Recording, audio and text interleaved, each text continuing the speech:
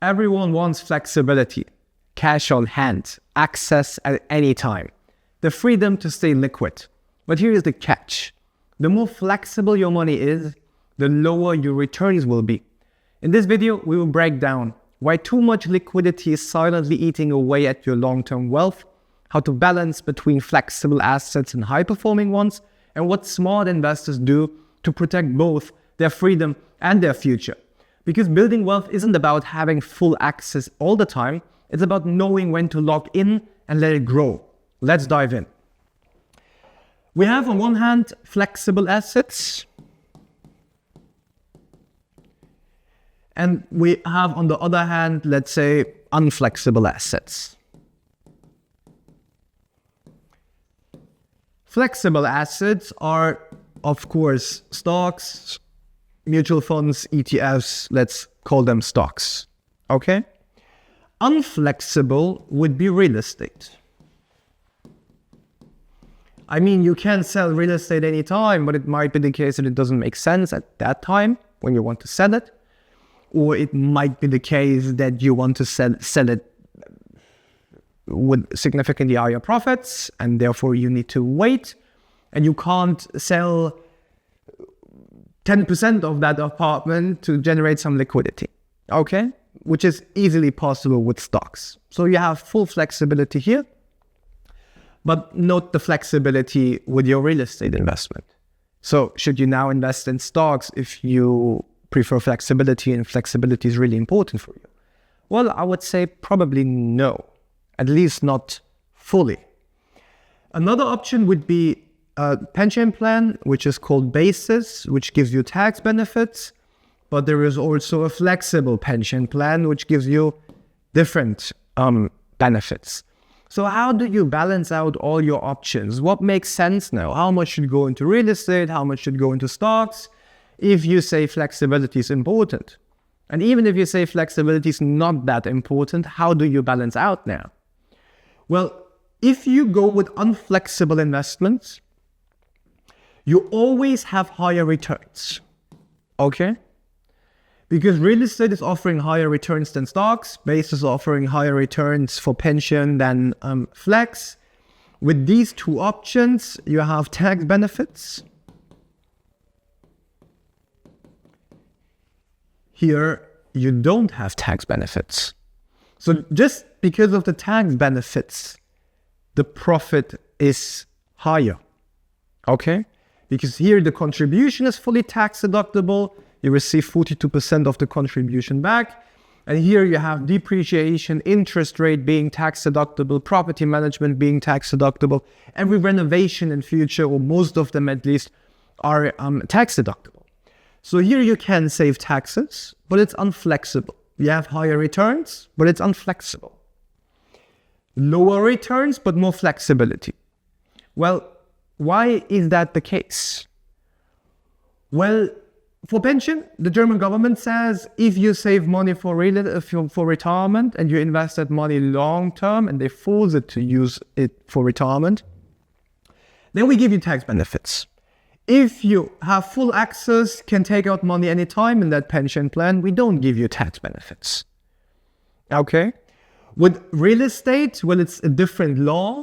The German law says if you have expenses to generate income, these expenses are tax deductible. This applies to real estate income, to your salary, obviously. If you buy a laptop to work, to generate income, this laptop becomes tax deductible. But this also applies to retirement income, okay, a monthly income.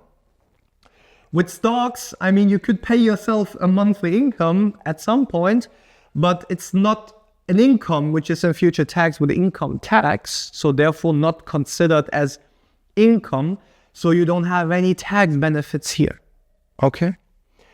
So now we have to understand what's more important, flexibility or returns. You know, we have flexibility versus return on investment. What's now more important? Like reaching your financial goals earlier, having flexibility. I give you one personal example, how I'm doing it myself. But let's say I would have a budget of 4,000 euros per month, which I can save, just as an example. What would I do now? Well, first of all, I would probably invest 1,000 euros per month for my pension. Depends a bit on age, depends a bit on the partner's income and how much retirement money you need. But probably I would save 1,000 euros just to be safe, and I don't have to worry about my retirement, and I can live comfortably in my retirement. Okay? Then I would save 3,000 euros here and split it in my situation. I split it equally. I have 1,000 euros per month here and 1,500 euros per month here. Maybe I will shoot the video at some point how I structure it personally myself with everything, also with the correct budgets. We will see. So 1,500 is safe to build up equity capital for real estate. Because if I now save 1,500 euros a month, I can save 18,000 euros a year. So I could buy one property every year.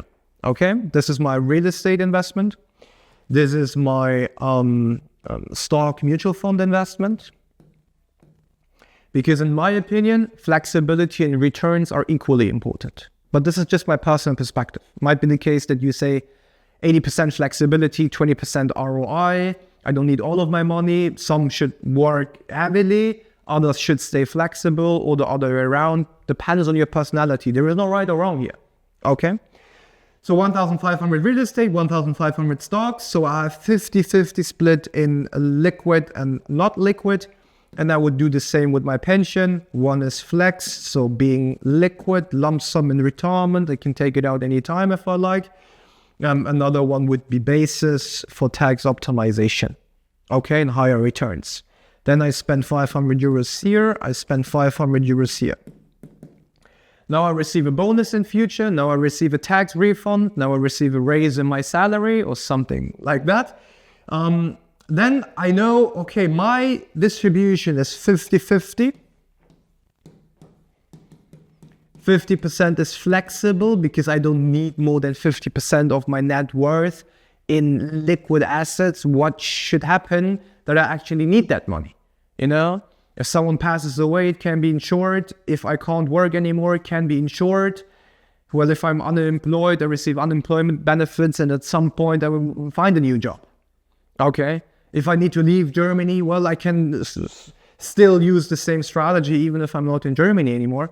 So there is no practical scenario where I need 100% of my assets. If I still invest 100% flexibly, then it's more personality and mindset thing.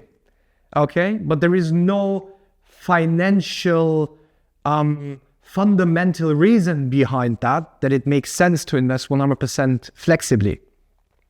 So we have a 50-50 split. If my budget now is 5K, I can plan accordingly. I optimize on returns, I optimize on flexibility. While creating such a strategy, I take advantage of huge tax benefits. I have high returns while maintaining full flexibility. And this is how you design strategies. Like I said, now it depends on your personality, and then we can plan accordingly. So, flexibility feels safe, but it often comes at a high price. Missed returns, lost compounding, and stalled momentum. The key is balance. Keep enough flexibility for emergencies and opportunity. But don't be afraid to commit capital for long term. That's where real wealth is built.